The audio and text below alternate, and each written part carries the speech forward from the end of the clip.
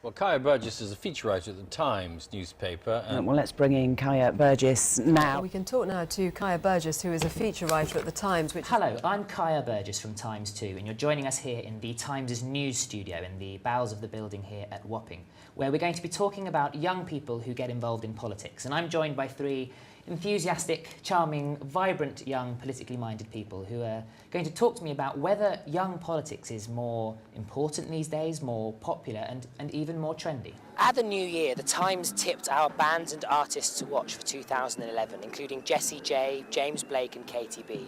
Well, we're spending this summer catching up with the other bands and artists on that list, including here at the Field Day Music Festival. I'm delivering every name and every story here to the Department of Transport. The government's very committed to cycling. It's in the coalition agreement, and we're going to keep pushing it as far as we can. Fantastic. And have a badge, Minister. Thank you very much. This is just the first step in helping make our manifesto demands a reality, so help us keep the pressure on. And so, for 77 million quid, what are we hoping to see? Well, hoping to see plans that have been made in London echoed around the country, really. There are some great plans in London to build segregated sort of two-way bike lanes along the embankment, for example, which, without causing too much difficulty for traffic, because cars are still important, will allow 1,000 people an hour to cycle up that road, for example. This allows some of that kind of idea, some of these new engineering ideas to be shared by Manchester, by Bristol. We all know that you shouldn't drink and then drive straight home after a night out, but perhaps fewer people realise that you shouldn't get up first thing in the morning with a rotten hangover and drive straight away. Well, today, sober, I will be going around this little circuit of cones and trying it again first thing tomorrow morning, looking, hopefully, probably a lot worse than I do now.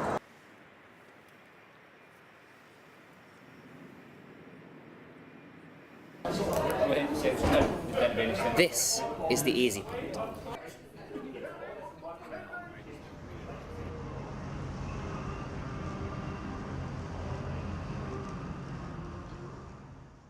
Well, this is the morning after. I tried to keep track of how much I drank last night. I lost count at about 8 pints, so I do feel a little bit like death this morning. So I'm going to have a quick spin now around the track to see how I compare to yesterday. Okay, Kai. Next morning, how are we feeling this morning? Fairly ropey. Good. Yeah. Lovely, You look job. well. Thanks. Yeah. There are occasions, genuinely, where there are certain junctions that are so dangerous that skipping 2 seconds ahead of the red light before it changes to amber is safer than lining up next to an HGV in a bus as if it's a sort of Formula One racetrack. But just jumping them because you can't be bothered, that means you're part of the problem and are causing danger. So the reaction that I got personally to that particular message was that the individual came back and said, actually, yes, I am safe and I am all right and I'm away from the scene now and I am actually happy to send you a kind of private message away on Twitter to tell you what happened. So that response was great. And I always think it's very important, as I put in that tweet, to say, are you safe? Is a sort of duty of care that a journalist has to their sources on any kind of story. Torresay Castle was built in Victorian times and has been in the same family for 5 generations. The current owners live upstairs in apartments and have opened the lower floors for the public to come and view the wealth of history that has passed through its doors. This classroom alone actually holds 118 pupils. This is in a country that needs 20,000 more classrooms just to start to meet demand. It is a similar story at the Nangoluko Teacher School, a 2-hour drive away across Malawi. But it amuses me with the negotiations where they refuse to give us any details because they say we can't reveal our negotiating hand. And yet the amount of times they don't seem to realise that people in Europe can actually read the British press if they want to. And so there'll be front page stories going, don't tell the Germans, but if we do this, they'll give us a really good deal. And you think, well, there's probably somebody in Germany, on the Times website this morning going, Mrs. Merkel, I'm afraid they've got a cunning plan.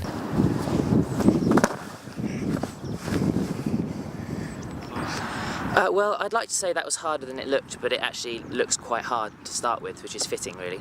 It's quite hard not to land on your feet first, seeing as your entire body's about to smash straight into quite a hard ground today, so I'm not sure Johnson's going to be picking me to play on the wing anytime soon, but, gave it a go.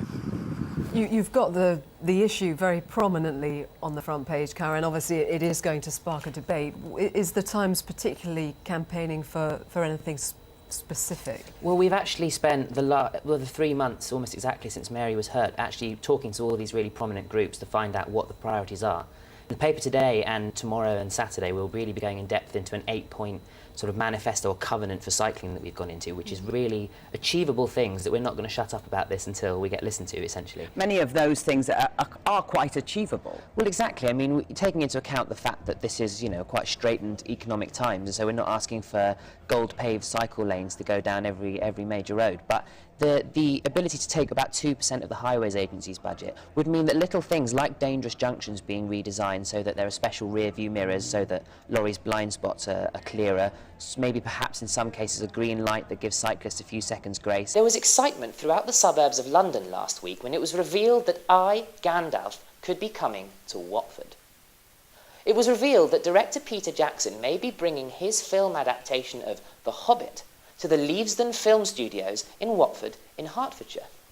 And yet we thought, why stop in the studio when the whole town of Watford is waiting as the perfect location for Middle-earth?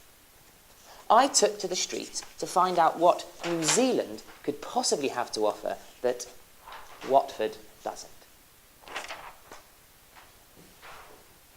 God, that was 2 years ago, wasn't it? It was, yeah. Or was it 1 year ago? We all got very excited. Any right. chance of getting back with the boys and recording anything else? Oh, yes, a one-off there is single? a chance. There's always a chance. Joined in the studio by James Cracknell and a.k.a. Burgess, who is the Times journalist responsible for starting a national campaign in the newspaper called Cities Fit for Cycling. Evening to both of you. Hello. Evening.